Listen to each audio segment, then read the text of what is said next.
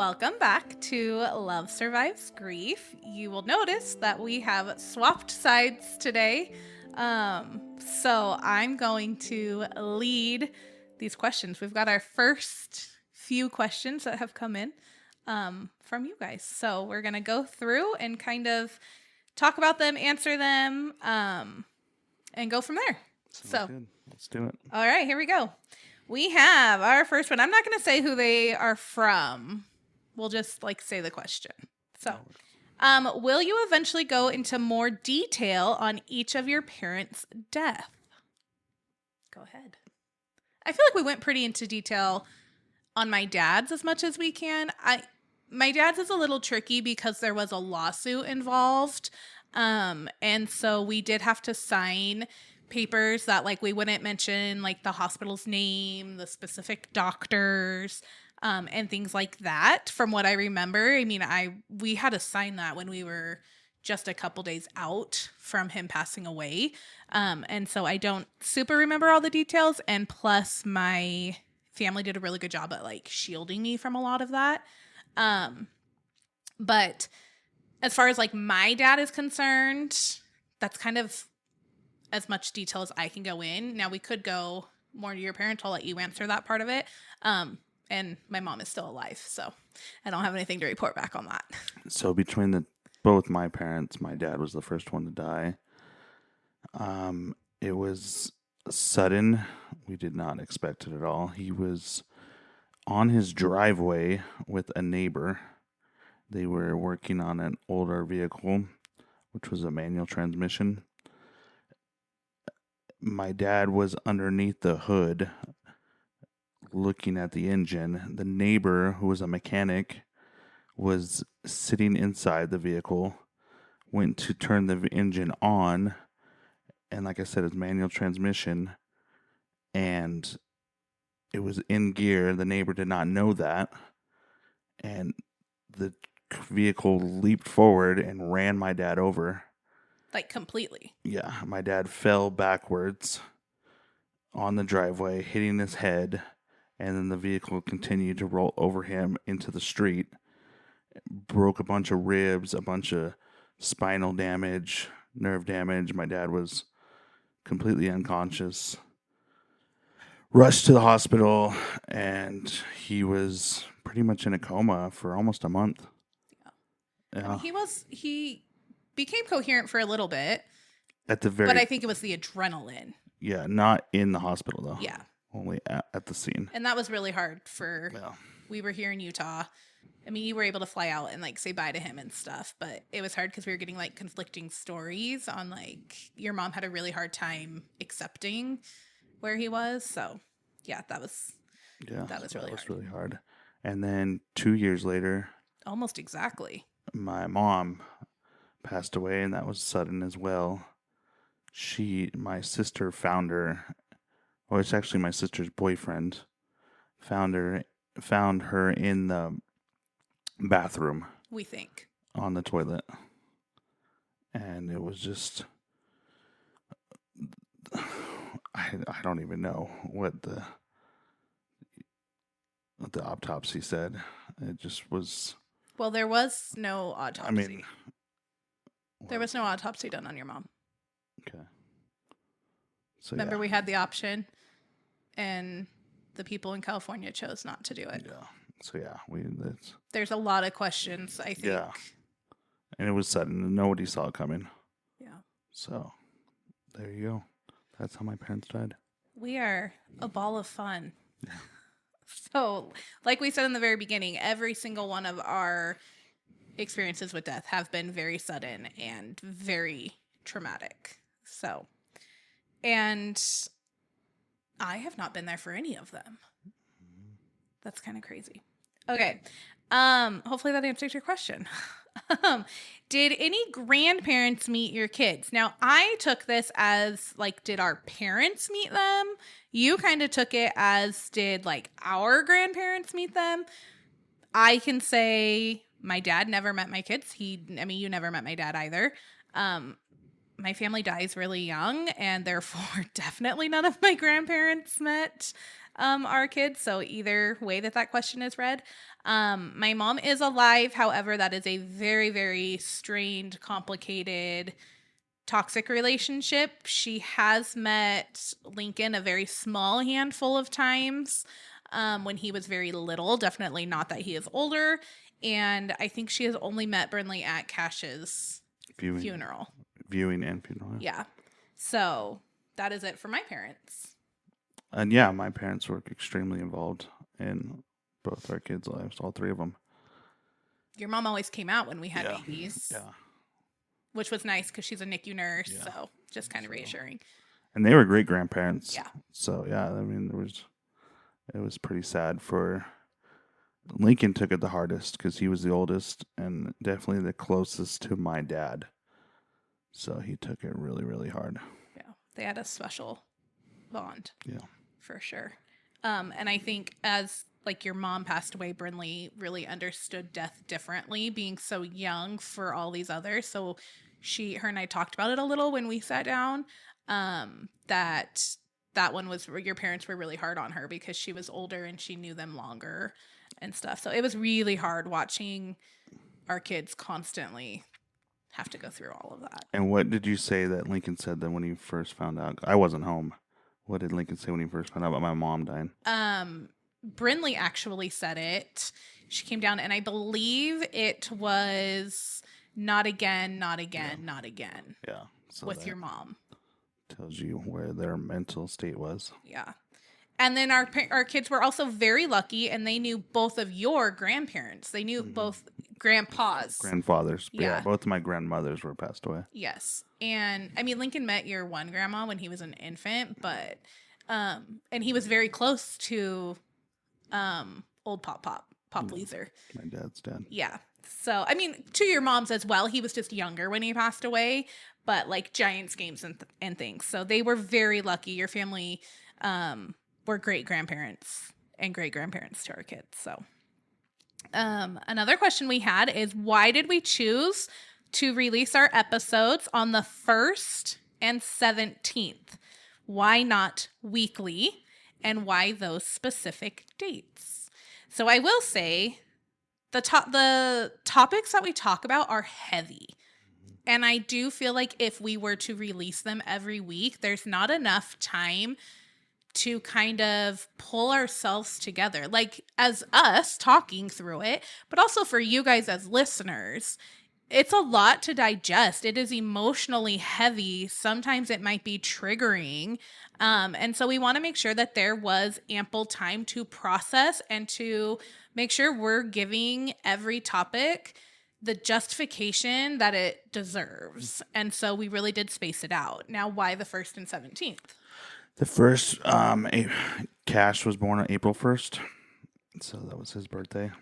And the 17th was he passed away on November 17th. So those dates just kind of naturally felt, they went within that 2-week reign and they just felt natural. And what a time to release them, you know? This one's kind of loaded. I think I want to come back to that one. We'll come back to that one. We'll do this one. Does Sean have any siblings? Yeah, I have 2 younger sisters. So I'm the oldest boy. Oldest and only boy. Nice short answer there. Have you taken any family pictures since Cash has passed away? And how did you navigate that? This was very hard to do. It still is one of the harder things for me to do because my family is not together. Yeah. I'm trying to think the way to explain this. You were really good at, you wanted family pictures, and I don't think you did them a lot when you were younger. And so for you, they do mean a lot. They mean a lot to me as well, but it was very, very hard to look back at a picture and be like, well, that's not everyone. Like, so that was really hard for me.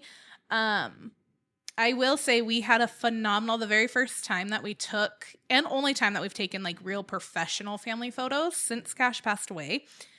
We had a phenomenal photographer. Shout out to Lonnie. Who actually knew Cash. Yes, she took his Santa, well, all of our kids' Santa pictures, which are the most treasured pictures that I think we have. How many weeks before Cash passed away were those taken? 2. 2 weeks. Yeah, it was the very beginning of November. And we ended up getting those proofs back like the day before he passed away.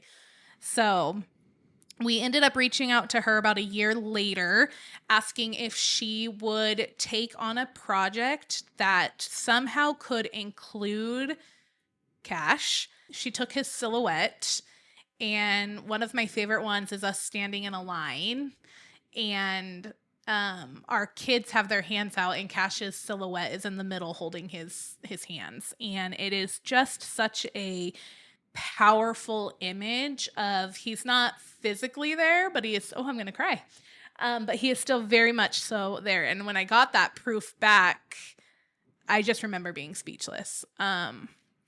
She did a couple like that. She did one where he's sitting and our kids are playing in the leaves around, and you know, again, his silhouette is just there, and those were phenomenal pictures. She also included a couple where it was just like his moose and his blanket, and things like that. So I do think it was hard.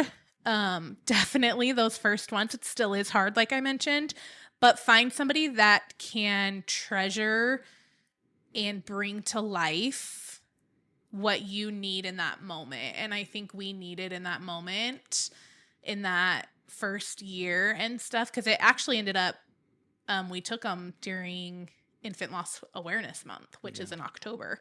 And she was just phenomenal. She was so respectful. Patient. Yeah. And she understood Yeah. all of it, you know, the tenderness of it and everything like that. And since then, we usually include a picture, this picture right over here. Usually one of our kids is holding him, that picture or something like that. So do you have anything else to add on family pictures? No. How do you include your loved ones who have passed away in your everyday life? I'll let you answer or start that one. Just keeping the memory alive, talking about them, verbalizing memories. And with our kids. Yes, especially with our kids. And we still celebrate them. Yeah. We still write on the calendar all of our parents' birthdays, obviously Cash's birthday. We celebrate their heaven date, and that sounds a little funky, like not that it's a happy day by any means, but it's a day where we are definitely more graceful and patient with each other, where we do things together as a family. And I know those days for your parents, you know the day for my dad. And so we tried to make sure that we keep their memory alive in all aspects. But I think a huge one is sharing those stories. Do you remember we used to, we haven't pulled it out because like DVD players aren't really a thing anymore. Yeah. But we used to watch my dad's video all the time. Absolutely. Like Lincoln loved watching it. A slideshow. Yeah. Yeah. I have slideshows for my grandma. Yeah. And you made one for your grandpa and stuff. Yeah. Our kids have always loved looking through pictures and videos and things like that. So even though our kids have not met my dad, or, you know, as they get older, unfortunately, memories with your parents are going to kind of fade away some. I've never really questioned if they'll remember or not, because we do talk about them all the time. Definitely. And we do celebrate them, and we do things that they enjoyed. You know, Lincoln has taken up fishing like your dad loved to do, because that was one of his fun memories with him. And we talk all the time, oh, Pop-Up would be so proud of you for this. Or when he does it, oh, he'd be so mad right now. Like, how did you waste so much time? So including those jokes and those lighter moments. Yeah. But also having the hard conversations about it. So about death and stuff. And I think that is just, as time has gone on, has become more natural to include them in it in a healthy and way. Also traditions. Like, so she said fishing. Something that I really shared with my dad was barbecue and baseball. So, I mean, those things are in our daily lives almost every single day. Yeah. And like, oh, go ahead. And I share that with Lincoln, that I share stories about when I barbecued with my dad, or when certain baseball games that stuck out. Yeah. And Brinley has asked to take up barbecuing and stuff. And, you know, you and Lincoln go to the opening game for Giant. So that is... traditions are a huge part of it for sure. This was the one that I had skipped over. This will be our last one.